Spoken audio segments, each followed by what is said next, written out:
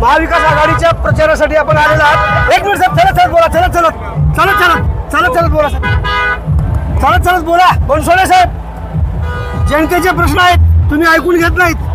बनसोडे साहेब, तुम्ही न बोलता चालला इथून।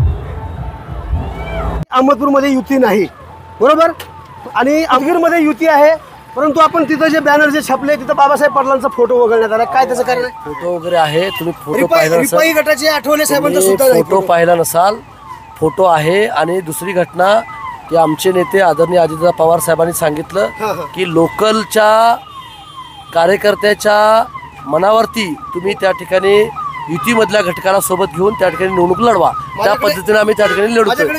ते त्यांचं नाही, त्यांचं दुसऱ्याचं बॅनर आहे, कार्यकर्त्याचं बॅनर आहे। ते जे पावसा पडसाचे काल तुम्ही जाहिरात बघितलं असेल, त्यात फोटो होता, दाखवू?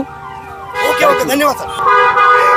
महाविकास आघाडीच्या उमेदवाराच्या प्रचारासाठी विक्रांतजी गोजमगुंडे अहमदपूरमध्ये आलेले आहेत। नुकताच त्यांनी राष्ट्रवादीमध्ये प्रवेश केलेला आहे। नेमकं असं कारण काय घडलं की आता तुम्ही निवडणुकीच्या पुढे आता राष्ट्रवादी काँग्रेस अजित पवार गटामध्ये प्रवेश केला?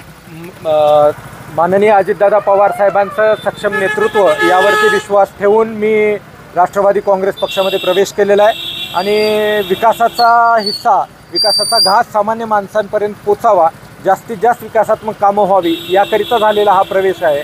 आणि पुढच्या काळामध्ये आपण बघाल की फार मोठे विकासात्मक कामं आमच्या माध्यमातून सर्वत्र करता येतील। माझ्या सर्व समाजाला, बहुजनांना सामावून घेणारा पक्ष कोण आहे तर तो पक्ष म्हणजे राष्ट्रवादी काँग्रेस पक्ष आहे।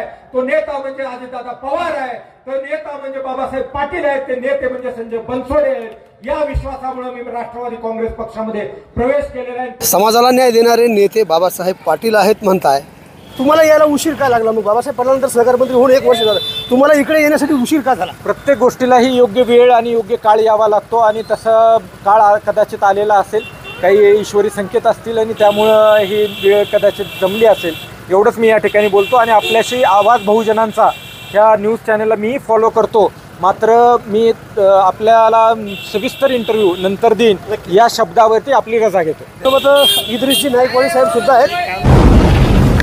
आवाज बहुजनांचा।